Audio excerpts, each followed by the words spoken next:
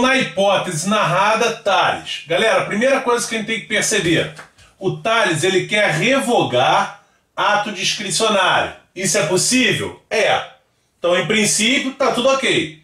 Qual é o problema? É que o ato já saiu da alçada do Tales. O ato está sob apreciação da autoridade hierarquicamente superior a Tales. Então, na verdade, o que aconteceu? Já exauriu a competência do Tales, já saiu da esfera de decisão do Tales para uma autoridade superior. Então a gente percebe que é aquele caso que eu passei para vocês, que o Tales não poderá revogar o ato, pois já exauriu sua competência relativamente ao objeto do ato. Então, questãozinha que eu mostrei para vocês que cai sobre atos irrevogáveis. Beleza? Tranquilo. Próxima questão, também sobre ato administrativo.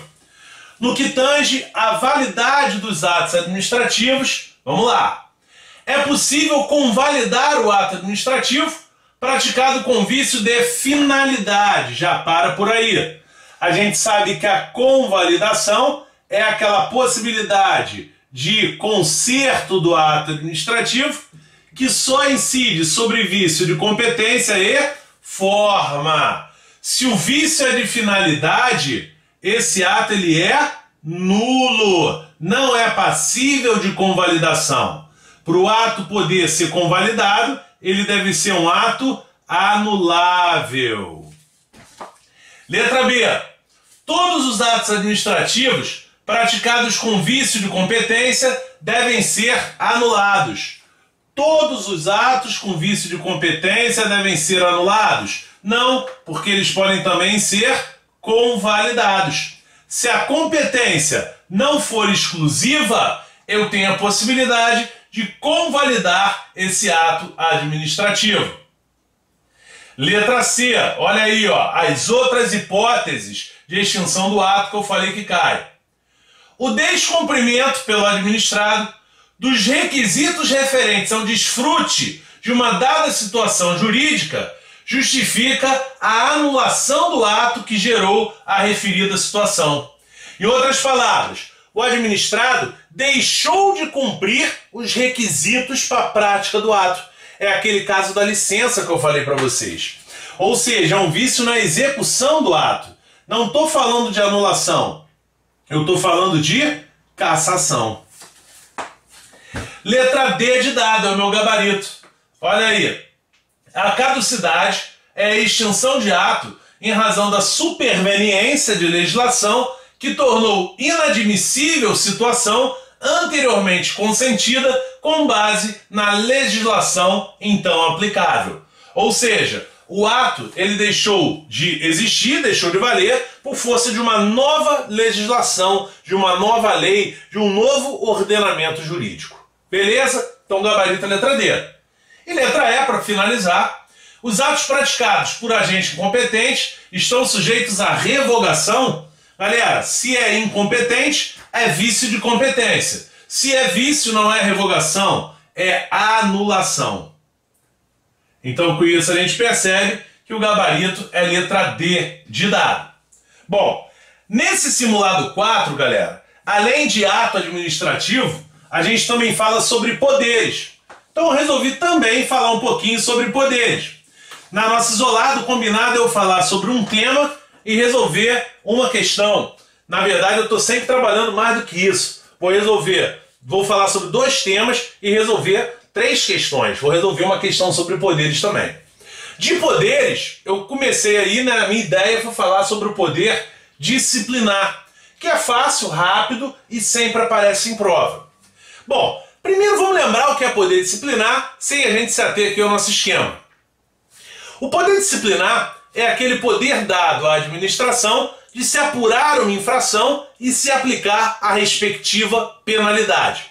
Então o poder disciplinar ele tem 2 momentos. Eu apuro a infração e aplico a respectiva penalidade. Beleza. Bom, quando a gente fala assim, normalmente vem na cabeça a ideia, o superior punindo o subordinado.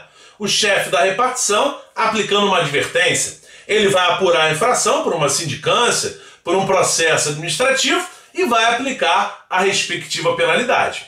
Isso é poder disciplinar? Com certeza. Esse poder disciplinar deriva da hierarquia, deriva do poder hierárquico. Beleza.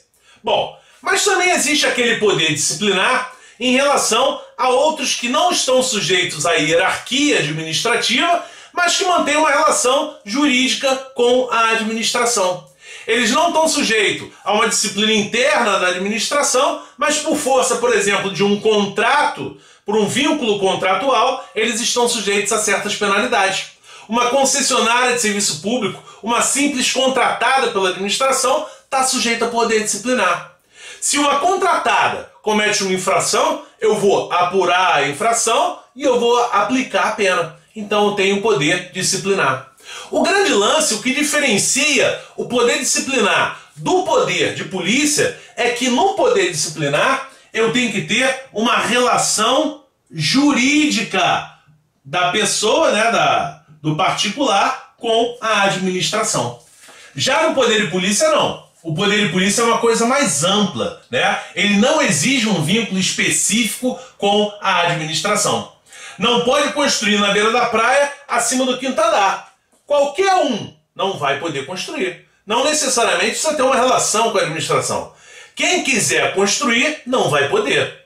Já no poder disciplinar, não. Eu tenho que ter uma relação jurídica, ou funcional, ou contratual com a administração. Então, primeira definição da professora Maria Silvia de Pietro. Para Maria Silvia de Pietro, o poder disciplinar é o que cabe à administração para apurar infrações e aplicar penalidades aos servidores e demais pessoas sujeitas à disciplina administrativa. É o caso dos que com ela contratam. Então, repara, quem mantém uma relação jurídica com o Estado, ou funcional ou contratual, vai estar sujeito ao poder disciplinar. Então, conclusão está aqui, ó. Estão submetidos a ele os servidores públicos e todos aqueles que possuam algum vínculo jurídico específico com a administração. E aí eu chamei a atenção para aquela diferença. Poder de polícia tem um vínculo geral. Poder disciplinar tem um vínculo específico, seja funcional ou contratual. Obviamente, esse poder disciplinar, ele é um poder administrativo. Ele não se confunde com o poder do poder judiciário, né? Com aquele poder punitivo do Estado que deriva lá da ação do poder judiciário. Então não se confunde com o poder punitivo do Estado. Bom, e aí o principal. Gustavo, você falou que o poder disciplinar ele tem duas etapas. A apuração da infração e a aplicação da pena. Vamos pensar. Galera, esse poder disciplinar, ele é vinculado ou ele é discricionário? Se você pensar nas etapas, olha só. Eu tenho que apurar a infração e se o cara cometeu a infração, eu tenho que punir. Ora, se eu tenho que apurar e tenho que punir, a ideia que me vem à cabeça é que ele é um poder vinculado. Só que não. A doutrina administrativa considera o poder disciplinar como um poder discricionário. Cá entre nós, ela pega muito mais a exceção pela regra, né? Porque o poder disciplinar ele é muito mais vinculado do que discricionário. Só que a doutrina entende que em algumas situações existe uma liberdade para a administração. Por isso que ele é um poder discricionário. Por exemplo, graduação de sanção. A Lei 8.112, ela diz, por exemplo, que na hora de aplicar a pena, eu posso analisar os atenuantes, os agravantes, os antecedentes funcionais. Eu posso, por exemplo, graduar a pena de suspensão por até 90 dias. Olha quanta liberdade eu tenho na hora de apurar, na hora de aplicar a sanção. Então é aí que está a discricionariedade do poder disciplinar. E a doutrina, ó, Carlos Chagas já cobrou. Ela também fala dos conceitos jurídicos indeterminados. Galera, isso aqui, ó, tem uma relação com um princípio que a professora Maria Silvia de Pietro fala, que é o princípio da atipicidade. Carlos Chagas já cobrou, hein? Da atipicidade de ilícitos.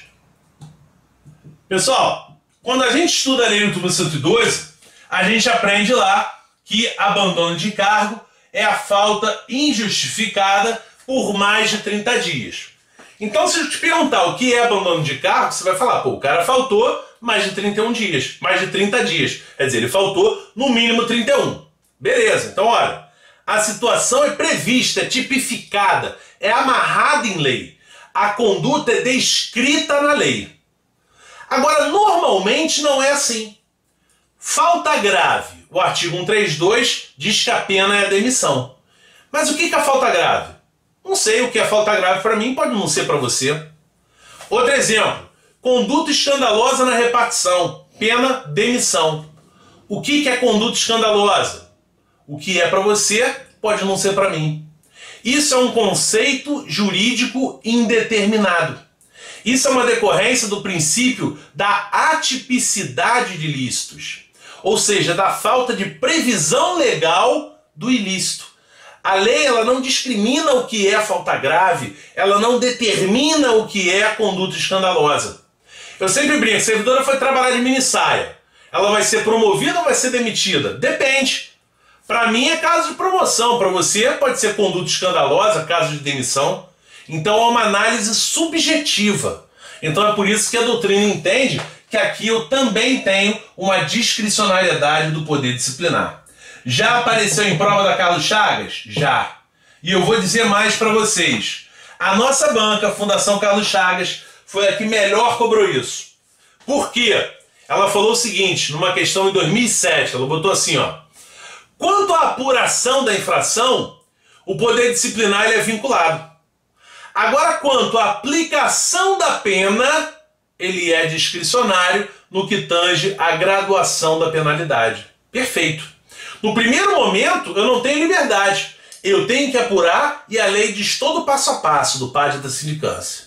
Agora, na aplicação da pena, é que eu posso graduar a sanção, pelo menos em alguns casos. Tá? Então, galera, se cair na prova, na bucha, o poder disciplinar é vinculado ao discricionário? Discricionário é assim que pensa a doutrina majoritária. A Carlos Chagas já cobrou de maneira separada, separando as etapas. Quanto à apuração, ele é vinculado. Quanto à aplicação da pena, ele é discricionário. E aí, galera, só para não passar em branco, eu coloquei uma questãozinha aqui de poderes. Sobre poderes da administração, considere os seguintes itens. A nomeação de pessoa para um cargo de provimento em comissão é a expressão do poder discricionário. Perfeito. Cargo em comissão, cargo de livre nomeação, livre exoneração, poder discricionário. É possível que um ato administrativo consubstancie o exercício concomitante de mais de um poder da administração pública. Perfeito.